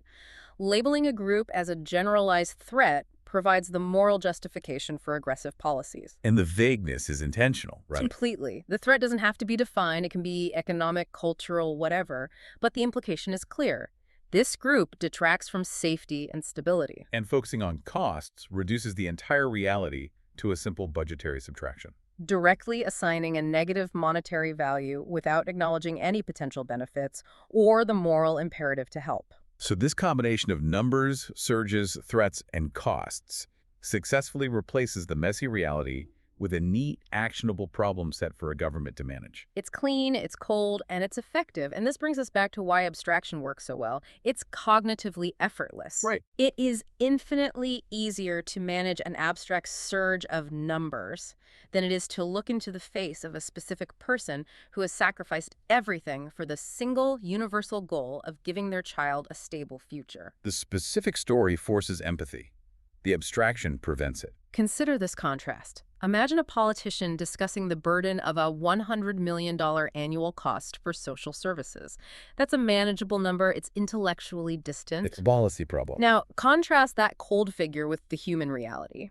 The story of a specialized cardiac nurse who spent 2 years navigating dangerous routes to reach her family, who is now blocked by bureaucracy from working and caring for her ailing mother. The $100 billion figure is intellectual. The nurse's story is immediate, relational, and morally compelling. The machinery of dehumanization actively ensures that the $100 million figure dominates the news cycle. It ensures the nurse and her mother remain invisible because their specificity makes the policy choices difficult. Maybe even morally challenging for most people. By systematically removing individuality and replacing it with these cold metrics, the conversation's foundation shifts.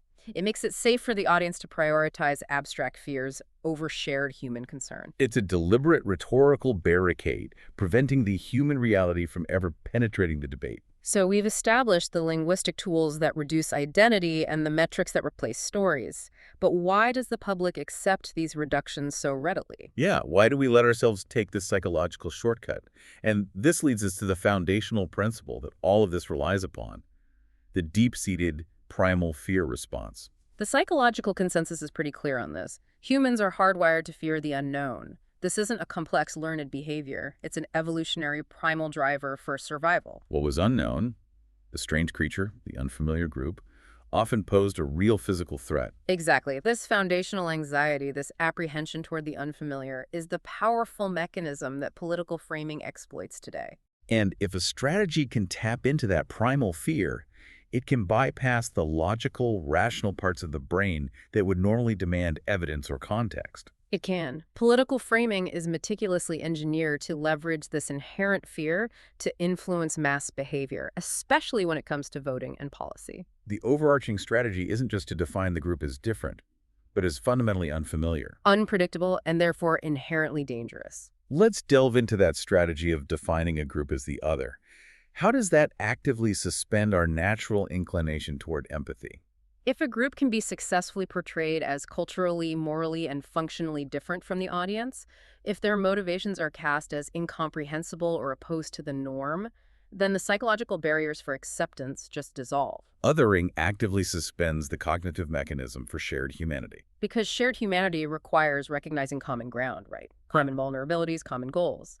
If those commonalities are negated by declaring a group as fundamentally alien, then the moral rules of engagement change dramatically.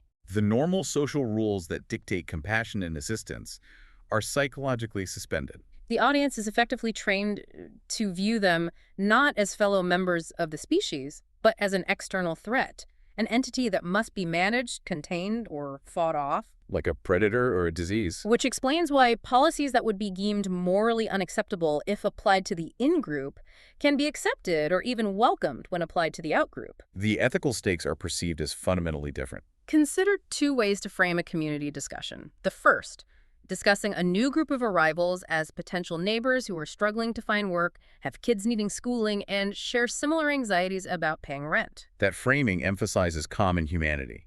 It invites integration. Now, the second approach, it uses abstract language, describing an unnamed, undefined horde or threat from an unfamiliar land carrying undefined dangers. Crucially, that second description provides no specific humanism detail. No dreams, no skills, no families. And that lack of specificity allows the audience's own highly personalized anxieties and fears to rush in and fill the informational void. The first description triggers a community response. The second triggers the primal fight-or-flight response that dehumanization relies on. Exactly. And this reliance on fear means the framing doesn't even need to be based on accurate information. In fact, the analysis suggests this can work powerfully without providing any credible evidence at all. So it's not even about misinformation, it's about something else. That's the ultimate rhetorical masterstroke. We often focus on combating outright lies, But sometimes, the absence of evidence is even more potent. How so? When the audience is already psychologically primed to fear because the language has already reduced the person to a threat, a vacuum of factual information is created. And the mind rushes in to fill that vacuum. It fills it with the audience's own personal anxieties, their pre-existing biases, their deep-seated fears. The unknown doesn't remain a neutral space. It becomes a canvas for projecting individual fears. So if a politician claims a surge is destabilizing the economy but provides no proof, The audience member who secretly fears losing their job will project economic displacement onto that vacuum. The one who fears changing community values will project cultural threat. so the politician doesn't need to do the hard work of providing facts. They just need to create the fearful, generalized abstraction, and the audience's own psychology does the rest. It is terrifyingly efficient because the audience convinces itself. And when we connect the three mechanisms, the full strategy is revealed. Okay, let's connect them. First, the language removes the person by reducing them to a single category. Second, abstraction removes their individual story, replacing it with cold metrics. And finally, the fear response prevents the rational brain from ever asking the essential questions. Questions like, why are they moving? What is their story? Where is the evidence of this threat? It's a closed loop. The goal is the preemptive closure of the rational mind, creating a foundation of fear that justifies exclusion before the facts are ever even considered. So let's quickly summarize the powerful framework we've established. We've seen how a single word can reduce an entire identity, making it easier to dismiss needs, assign blame, and cast them as a source of fear. Right. We've analyzed the strategic replacement of individual life stories, the dreams, the skills, the sacrifices, with cold, abstract metrics like surges and costs. And finally, we explored how manipulating the primal fear of the unknown lets this framing bypass rational thought, often by encouraging your own anxieties to fill the vacuum of evidence. The essential takeaway for you, the listener, has to be the absolute necessity of being vigilant about the language being used. Yes. The moment you hear a term that abstracts a population, that reduces human beings to a simple variable, your immediate reaction must be to try and reconstruct the human reality that term is designed to obscure. If you hear a conversation pivot from discussing people to discussing variables and statistics, you should immediately recognize that the dehumanization process has started. That's the psychological shortcut being offered. You have the choice to reject it. Always demand the biography, the motivation, the unique human dimension behind the category. And that leads us to the final concept worth really thinking about. If this entire strategy relies on hiding individuality and promoting generalized fear, then the most effective counter-strategy is demanding unwavering specificity. Specificity. Consider the immense societal impact of consistently interrupting the narrative to ask, what are the dreams, what are the skills, and what are the sacrifices of the individual represented by that metric? This seemingly simple act shifts the entire conversation's foundation away from abstract, distant fear and back toward the messy, complicated, and essential truth. That the subject of the discussion is, first and foremost, a person who shares your basic human drive for survival and hope. From dehumanization to humanization. Right. And specifically, we're exploring the absolutely essential, truly foundational role that immigrants have played in shaping not just the United States, but the entire global landscape of innovation and culture that we're all living in right now. I think it's crucial to start there because there's this fundamental disconnect, The public narrative around immigration is so often framed by policy debates or economic burden or politics. Always. And that narrative just completely misses the forest for the trees. Yeah. The reality is that the people who built and who are continuing to operate modern society, The actual architects. from the technology in your pocket that orchestrates every minute of your life to the medicine that dramatically extends our lifespans, it is overwhelmingly linked to the immigrant experience. That gap you mentioned, the one between perception and reality, it's just staggering. The word immigrant gets used, and our brains immediately jump to a policy question. We forget to see the individuals behind that label as active builders, as innovators, as leaders. So our mission today is really to pull back that curtain. Yeah. We want to focus on the minds who engineered the very infrastructure of the modern world. And to really get that, you first have to appreciate the motivation. These are not passive movements of people. The choice to immigrate is It's an act of calculated risk. And immense ambition. Immense ambition. The people who come here are resourceful, they're driven, they're often highly educated. They come to work, to study, to launch something new. Or sometimes they're escaping something terrible. Right, fleeing violence, seeking safety. But in every single one of those cases, they're making an active, often painful choice to pursue a better life because they value the opportunity and the spirit of the place they're trying to get to. That distinction, the active choice, that's everything, isn't it? It speaks to this deep, underlying entrepreneurial spirit. It does. The willingness to just uproot your entire life, confront this monumental uncertainty, all because you believe in the possibility of an extraordinary result. These aren't people just looking for security. Right. They are seeking scale. And that level of drive, that willingness to adapt, well, that's the raw material you need for any kind of monumental innovation. Precisely. Their journeys are defined by resilience, by adaptability. And when you take that intense transnational ambition and you let it converge with the opportunities in an open society, the result isn't just success for one person. No. It's the foundation of global progress. So let's make that connection tangible right now. We're going to explore some specific, globally recognized names across tech, science, business people whose creations you interact with, dozens of times every single day. Right. And the goal here is to show, through just undeniable evidence, that this constant infusion of talent isn't just a benefit. It is the primary engine of American ingenuity and, by extension, the progress that benefits all of us. Okay, let's do it. Okay, so let's unpack this. And let's start in the era we live in, the age of information and technology. Makes sense. If you really map out the history of the last, say, 20 years of tech breakthroughs, the essential threads of nearly every major advancement lead directly back to people born outside the U.S. It's undeniable when you start looking. And we're not just talking about joining the workforce here. We're talking about seizing leadership and completely redefining how humans interact on a global scale.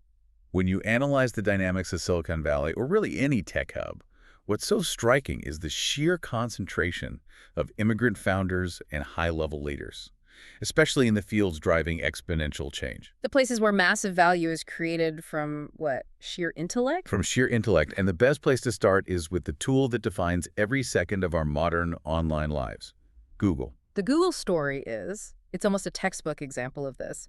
You have this convergence of global talent to solve a problem that was, before them, basically intractable. Right.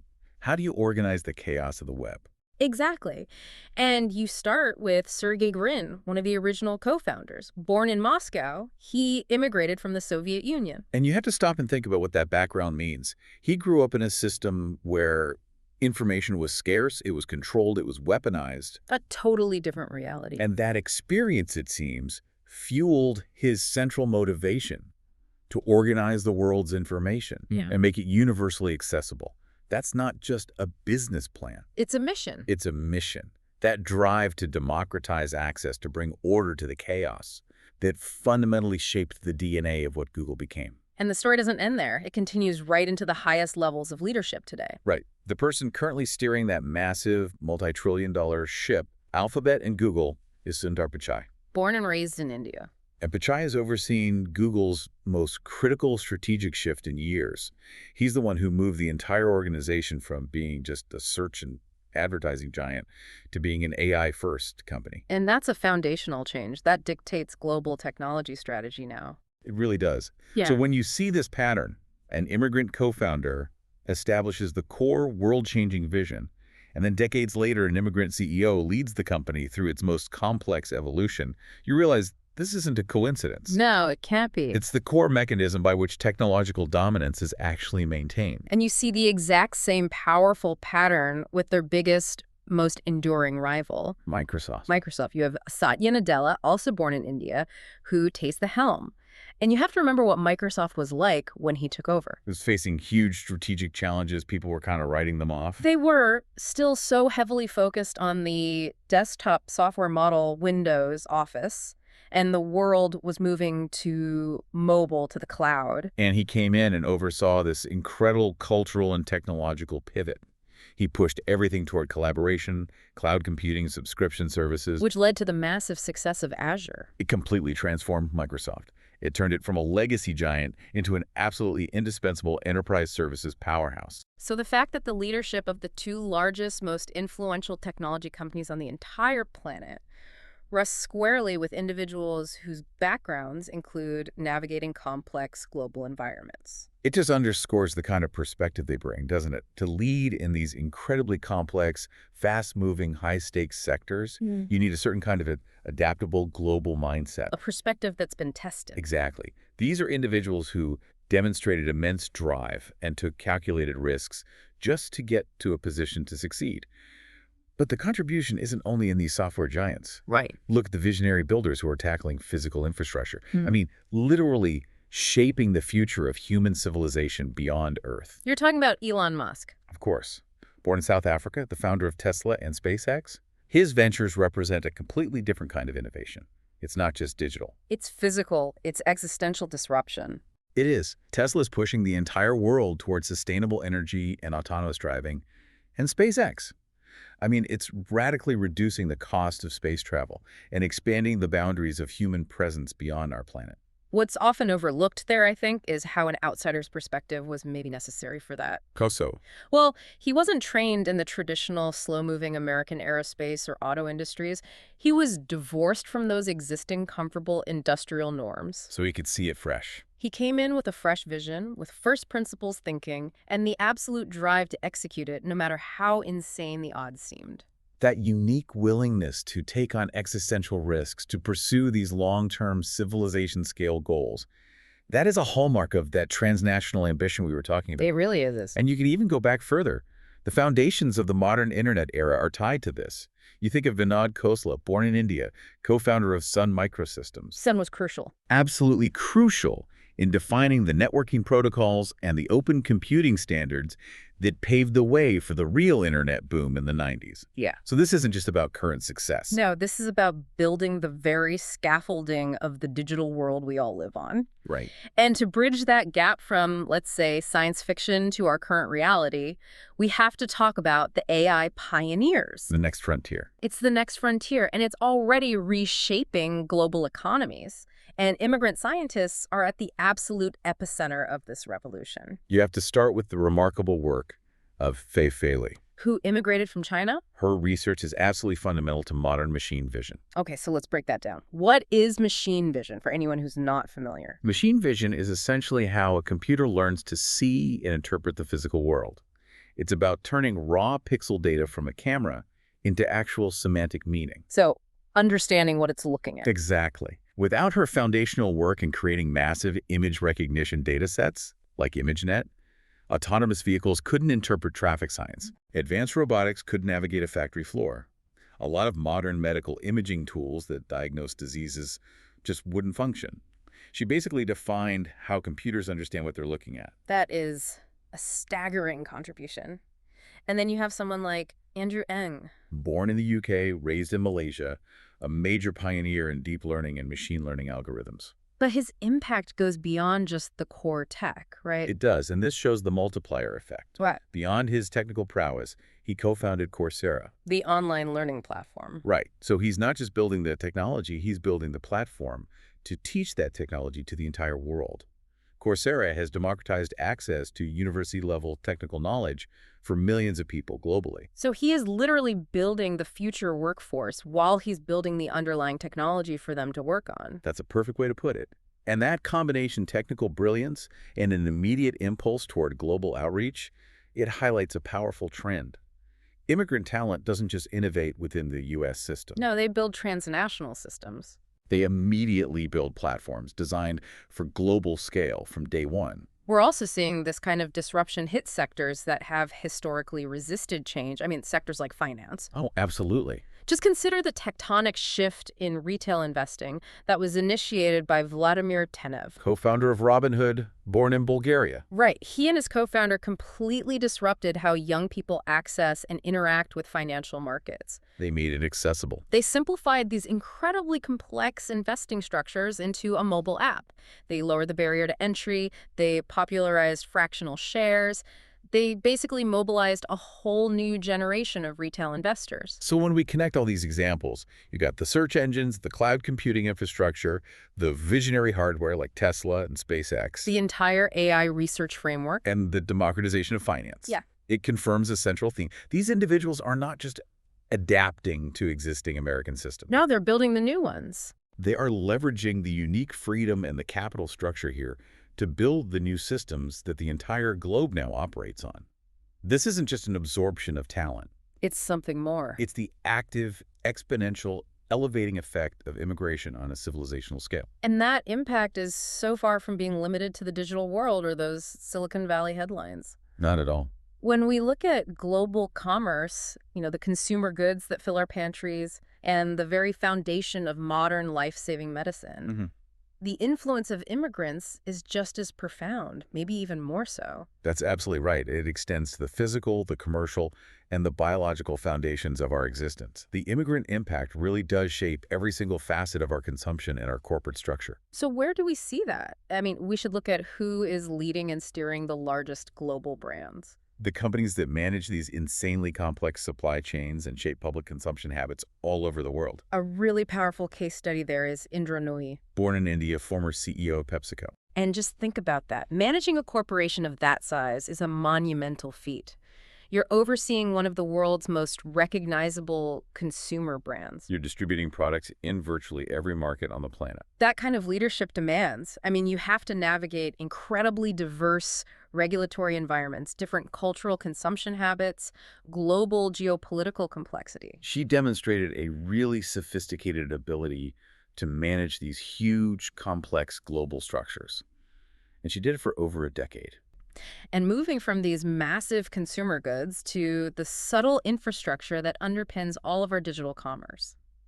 Let's talk about pure economic innovation, the kind that revolutionized global trade itself. This is a fascinating area. We have to discuss the Collison brothers, Patrick and John, Who came from Ireland and founded Stripe. The Stripe effect, I think, is a perfect study in essential infrastructure. Because most people use Stripe every single day and they have no idea. None at all. They don't sell a consumer product you hold in your hand. They sell the invisible layer of technology that makes online payment transactions seamless and easy for millions of other businesses. From tiny startups to massive e-commerce platforms. Before them, setting up online payments was a nightmare for a small business. It was complicated, expensive. They solved a huge fundamental headache for online businesses globally. And that created this rapid, scalable economic impact initiated by two young immigrants that now underpins so much of modern digital commerce. It's the genius of identifying a core technical friction point. How do you easily and securely move money online and then solving it with just elegant efficiency? Right. The sheer depth of these contributions. It just reinforces a critical idea. Which is Immigration is not a national expenditure. It's not a challenge to be managed. It is the ultimate long-term investment in human scientific and intellectual progress. That brings us to a really, really critical point about long-term investment that often gets missed in public policy discussions. We've focused heavily on these incredible individuals who came here directly and became titans in their own right. But this raises a huge question. What happens when policy tries to restrict immigration to only the top tier? Right, the people who display immediate, visible, documented genius. Exactly. Let's only let in the Einsteins. The analysis strongly suggests that a narrowly focused, high-bar approach like that ignores the immense, often unpredictable talent and potential that flowers in the next generation. It's short-sighted. It's incredibly short-sighted. Policies that are narrowly focused on immediate, demonstrated genius miss the massive multiplier effect that happens one generation later. The highest return on investment for immigration is often realized not by the person who steps off the plane, but by their children. but by the children they raise who are nurtured by the stability and the opportunity their parents sought for them. So let's illustrate that. Let's talk about this generational genius. We can explore some of the most famous examples of individuals whose parents or immediate family were immigrants. And this really proves that the greatest economic, cultural, and scientific return often comes after that initial journey is over. It creates legacies that define modern global culture and commerce. And the most obvious, most impactful modern example has to be Steve Jobs. The visionary co-founder of Apple. His biological father was a Syrian immigrant, a man named Abdel Fattah Jandali. And it's hard to even imagine modern life without the iPhone, the iPad, the entire ecosystem of modern personal computing that he drove. The specific genius of Jobs, it wasn't just engineering, was it? It was aesthetic vision. It was the integration of technology with humanistic design. A perspective that was perhaps informed by a heritage that valued art and philosophy just as much as it valued engineering. The engine for modern global communication and interaction stems directly from this lineage. It's not just a product company. No, it's a cultural force. It's a cultural force that dictated how media is consumed, how work is performed, how we connect with each other digitally. And the foundational aesthetic of our digital lives comes from the child of an immigrant. Then you can shift over to the realm of entertainment and imagination. Walt Disney. Walt Disney. Yeah. Co-founder of the Walt Disney Company.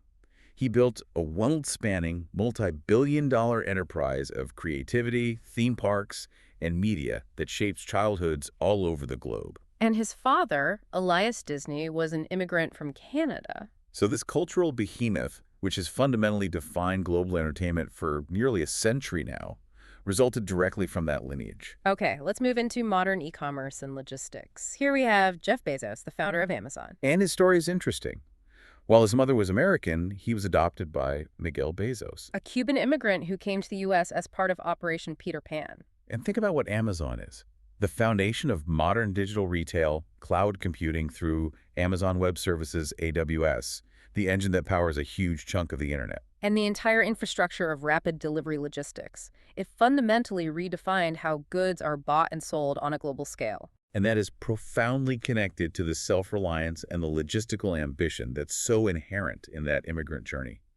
The ambition to build infrastructure where none existed before. The willingness to take those huge long-term risks and to think exponentially.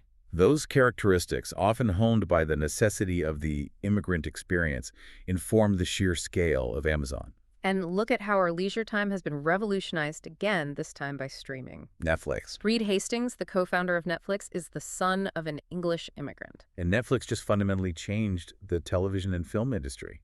It created the model for global on-demand streaming services that now dominate our leisure time. It revolutionized distribution and content creation at the same time. And if you just stop and combine the impact of those four, Apple, Disney, Amazon, and Netflix, these four companies, all driven by the children of immigrants. They literally define how we work, how we shop, how we communicate, and how we entertain ourselves. Their collective economic and cultural influence is just staggering. It's almost immeasurable. And this is the critical so what on generational talent. When we talk about policy, we have to have a wide enough lens to consider the inherent, often latent potential of the children who will be born to immigrants. Because you can't predict it. You can't predict it at all. Their future contributions can fundamentally reshape the world in ways we simply cannot see today. Focusing only on today's visible talent means we risk sacrificing tomorrow's breakthrough on a global scale. That is the genuine multiplier effect. Yeah. The cultural, the economic, the scientific genius that blooms in that next generation, nurtured by the opportunities that were provided in the country their parents admired enough to sacrifice everything for. That initial calculated risk taken by the parent? It pays dividends for generations to come. We focus so heavily on innovation, technology, and wealth creation, which are undeniably foundational pillars. They are. But the truth is, immigrants and their children elevate every single corner of society, from arts and culture to the highest offices of government. The contribution is holistic. It penetrates every layer of the national fabric. And we have to move beyond the idea that the immigrant contribution is limited strictly to economic sectors. It permeates leadership itself, and that's a powerful cultural signal. Right. The story of integration, elevation, and eventual leadership can be seen at the very top of the political structure. We know, just based on current reality, that the current First Lady of the United States is a U.S. immigrant. Which is a profound symbol of integration and mobility. And it means that the children in that family who grew up in the highest visibility political environment imaginable, they fall into that category of being children of an immigrant. It illustrates that powerful cycle of integration and influence at the absolute pinnacle of national representation. And similarly, the current Second Lady of the United States came from immigrant parents. These details, they show that the influence of the immigrant experience isn't sequestered away in labs or boardrooms. No, it reaches the halls of power. It affects national policy, it affects cultural conversations, and it affects representation at the highest echelon. It normalizes the immigrant narrative as being intrinsically American. So connecting all of these dots, it reinforces our core argument with just overwhelming evidence. Immigrants do not just join America. Yeah. They build it. They lead it, they innovate, and they elevate it across every single sector. Their contributions are absolutely fundamental, not supplementary. They're the essential ingredient in the country's ongoing dynamic success. It validates that entire idea we started with of transnational ambition meeting opportunity. It's almost like, think of society not as a simple machine, but as a complex, highly specialized piece of engineering. Like a massive global engine. A global engine. And when new talent, new perspective, and new ambition are introduced, they don't just slot into an empty space or join the assembly line. Right. That analogy holds up really well, I think. The immigrant contribution isn't some bolt-on accessory.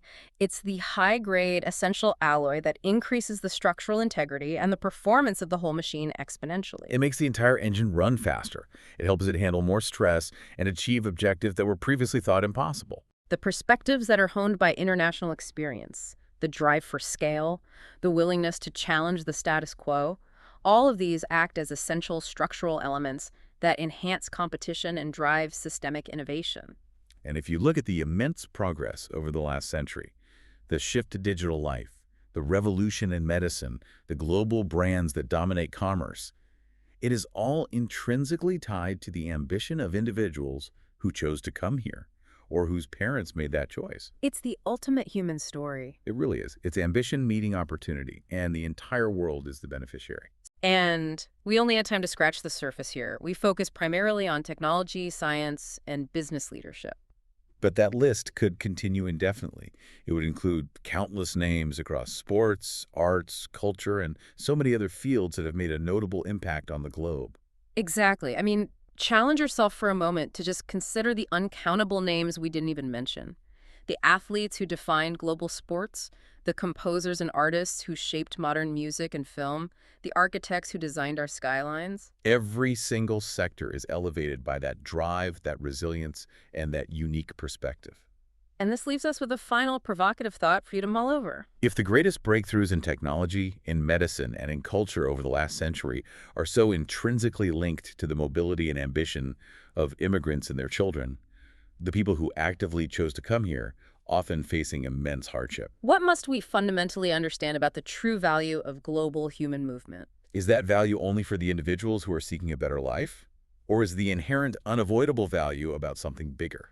About the fundamental progress of humanity itself. That connection between a single person's challenging personal journey and exponential global advancement, that is something profoundly worth contemplating. It is abundantly clear by now that the United States is a nation of immigrants and built by immigrants. Absolutely. This isn't just, some political ideal or a nice historical footnote. No, not at all. It's really the defining, ongoing truth of this country's economic engine, its cultural dynamism, and, well, its entire social fabric. And that truth, even though it's so foundational, is constantly under pressure. I think that's what we're really diving into today. This deep historical paradox. What's the paradox exactly? Well, how can a nation whose identity is just, wholly rooted in the success of newcomers constantly struggle, and often violently struggle, with the arrival of the next newcomers? That is precisely our mission here. We really want to cut through the emotionally charged headlines. And all the political rhetoric. All of it. To get to the deep underlying patterns that really define this whole American experience.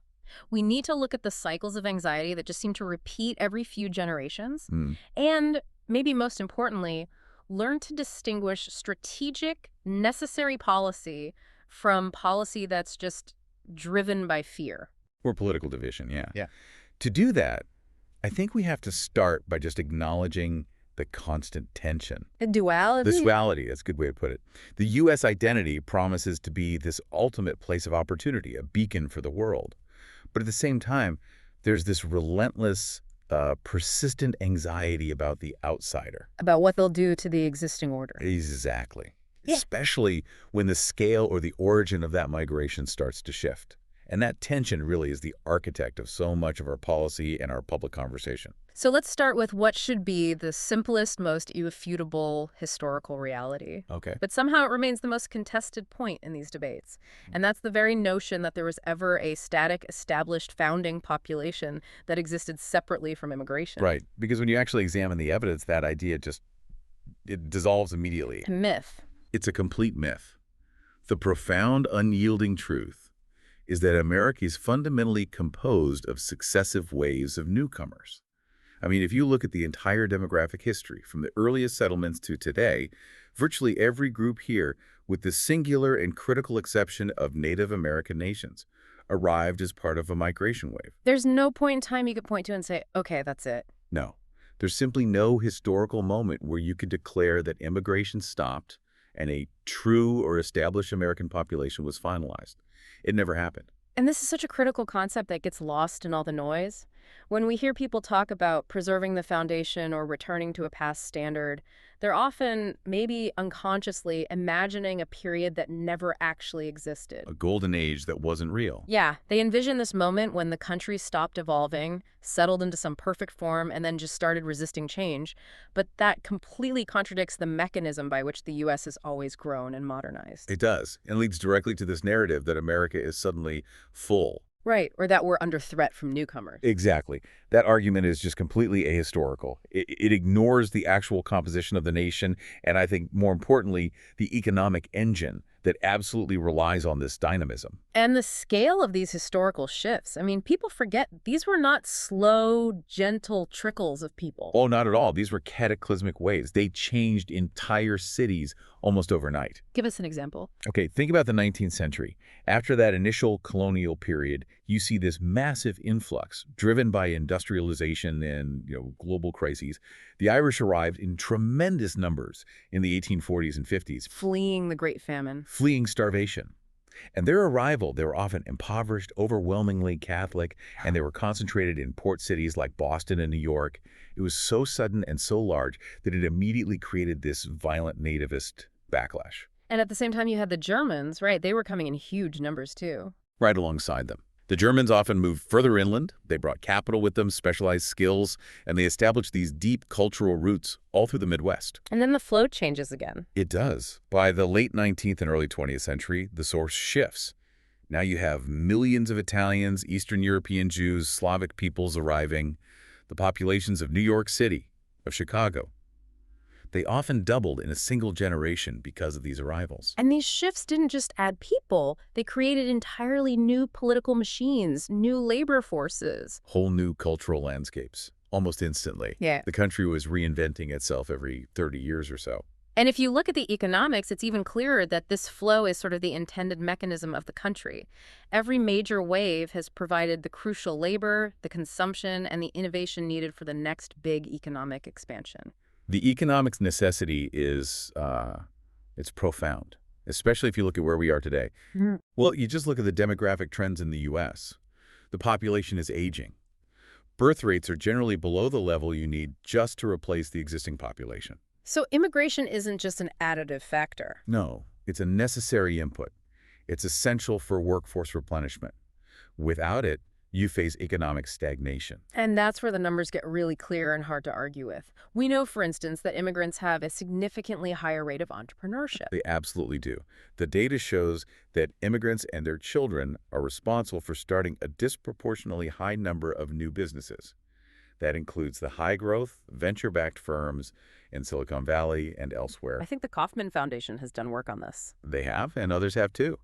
And they've repeatedly shown that immigrants launch new businesses at about twice the rate of native-born citizens. So when you talk about economic dynamism, I mean, that's the definition of it right there. So they're not just filling existing labor gaps. No, they're creating new industries and new jobs for everyone. So when the political rhetoric suggests we can just turn off the tap. Yeah, that we can halt immigration and somehow maintain our current trajectory. It's not just a social misunderstanding. It's a fundamental misdiagnosis of the economic engine itself. It's completely flawed. Trying to shut down this historical mechanism isn't preserving the American identity. It's fundamentally altering the way the country has always operated and, frankly, how it's grown so rich. So the foundation isn't a static group of people from 1790. No. The foundation is the process. It's the process of welcoming ambition, allowing those people to contribute, and by doing so, continually rejuvenating the nation's economy and culture generation after generation. It just seems so self-contradictory. The idea that we need to stop the flow because we're full ignores the fact that every single one of us is here because previous generations were not excluded. It really raises a deeper question for you, the listener. If you just look at your own professional environment, your industry, your city, how much of the innovation or even just the basic labor viability relies on people who've arrived in the last 20 or 30 years? The answer is probably significant. It's almost certainly significant, and it proves this mechanism is working in real time right now.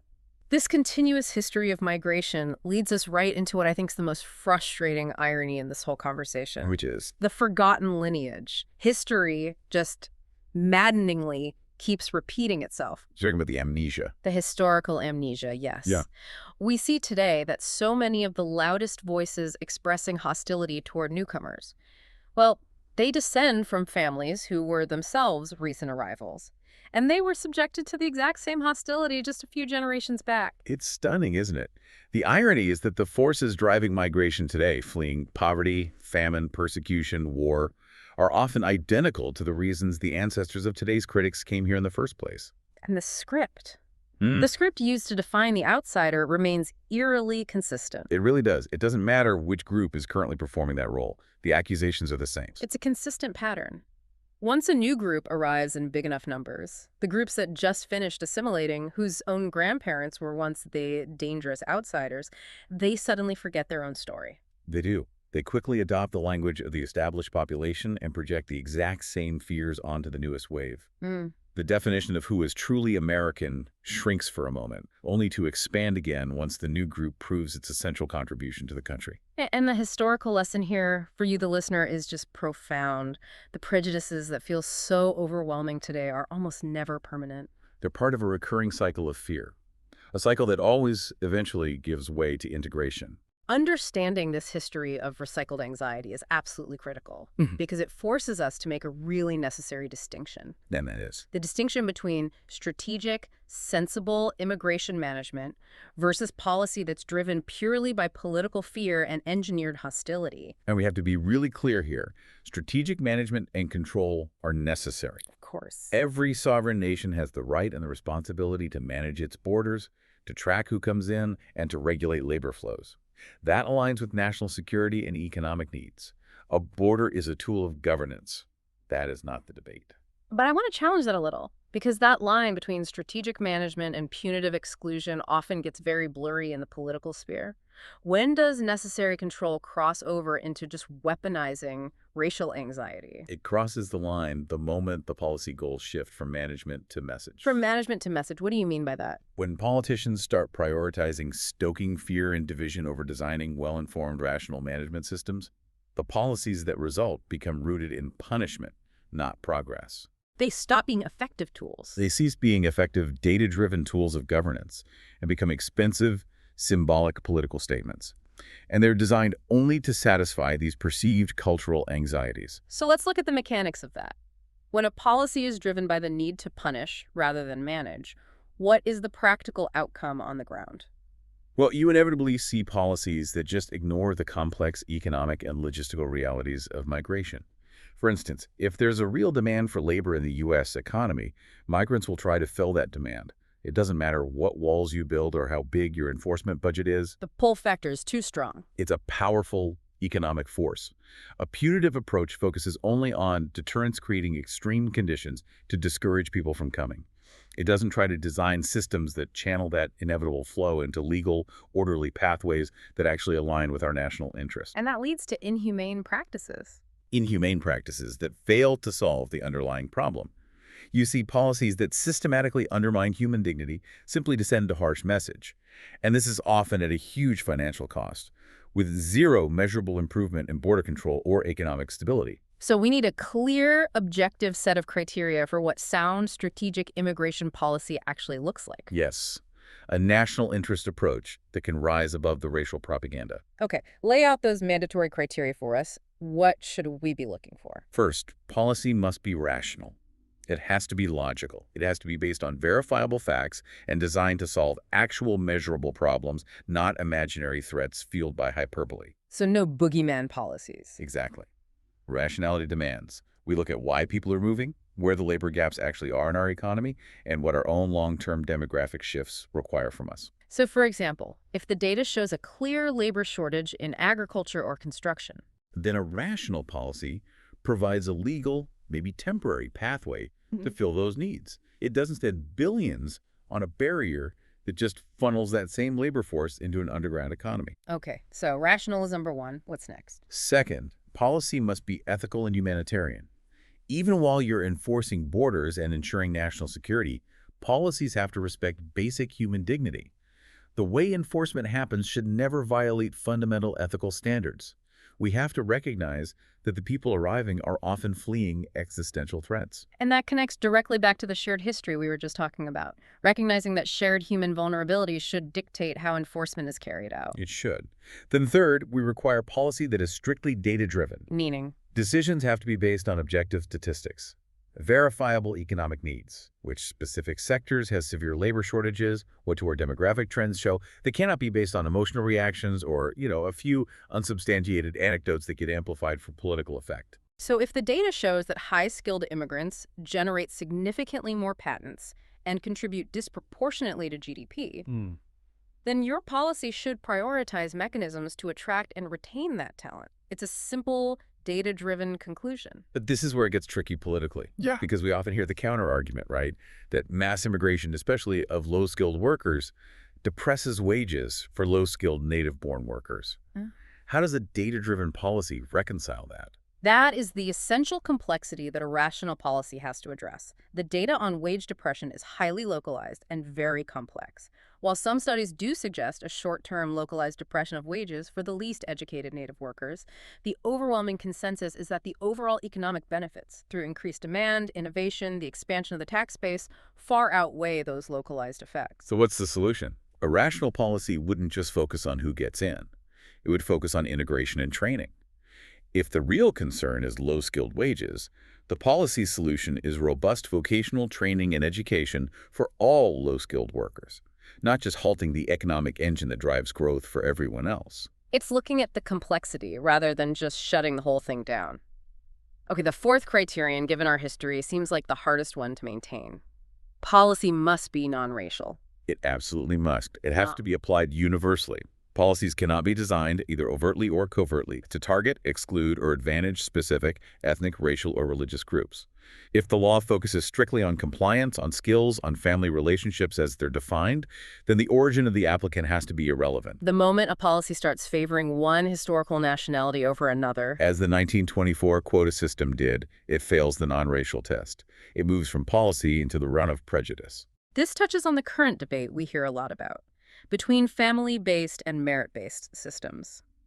It's often presented as an economic choice, but sometimes the push is to dismantle family-based systems because they result in flows from countries that some political actors deem, culturally undesirable. That's the subtlety right there.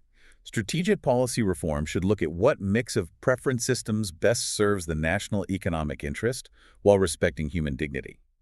Punitive policy reform uses that debate to mask an underlying racial exclusion. It tries to restrict flows from specific regions of the world without admitting the racial motivation behind it. And the final criterion. And finally, policy must be rooted in national interest. And we have to define what that really means beyond just simple border security. Okay, what does it mean? It means looking long term. National interest involves at least three things: economic stability, workforce renewal, and maintaining our global standing. Immigration supports all three. Well, long-term economic stability requires replacing an aging workforce. Right.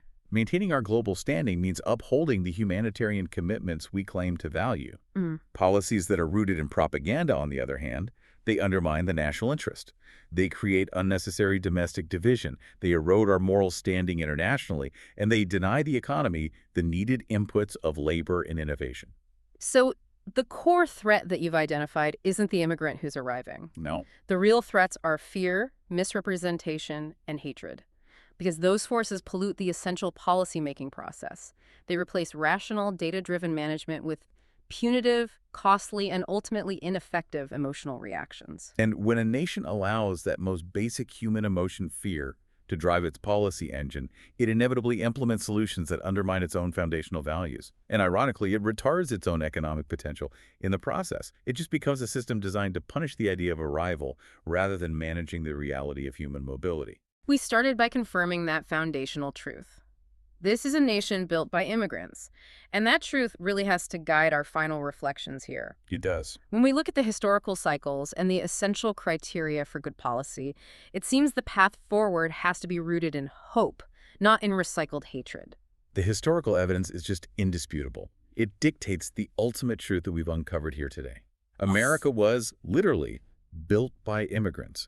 They provided the sheer manpower, the labor, and the fierce ambition that was necessary to settle and industrialize an entire continent at breakneck speed. And then it has been strengthened by immigrants across every single century. They provided continuous cultural diversity, they infused innovative ideas, and they gave us the resilience we needed to adapt to global change. They were constantly rejuvenating the nation's spirit. And critically, it continues to be led by immigrants and their immediate descendants. They drive our most significant cultural movements, they lead our largest corporations, and they contribute disproportionately to scientific research and governmental leadership. The story doesn't end. So if the nation is going to remain prosperous, the evidence suggests its future is inseparable from migration. You look at the demographic trends, and they show we require this constant input of new ideas, new labor, and new perspectives just to maintain dynamism and address the widening skills gaps. Which means the choice isn't really whether immigration happens, it's how strategically, how humanely, and how rationally it's managed in a way that aligns with those objective national interests. And that perspective brings us right back to the common human experience, the shared heritage that underlies this entire American story. Every single person listening to us right now, and the two of us participating in this discussion, we are all descendants of someone who once stood at the edge of a new land, at the edge of a new border. And what motivated them wasn't cynicism. It wasn't fear of other people. They were filled with a profound and defining sense of hope. Hope for safety, hope for opportunity, and the hope for a materially better life for their children than the one they had known. And that shared history of hope, that unwavering, audacious desire for a better future, a desire strong enough to motivate a journey across an ocean or a continent, that is the animating, driving force that truly built this nation. That foundational hope. Yes. Not the forces of exclusion or hatred. That is the common heritage that should guide all of our future policy discussions about the newest people to arrive.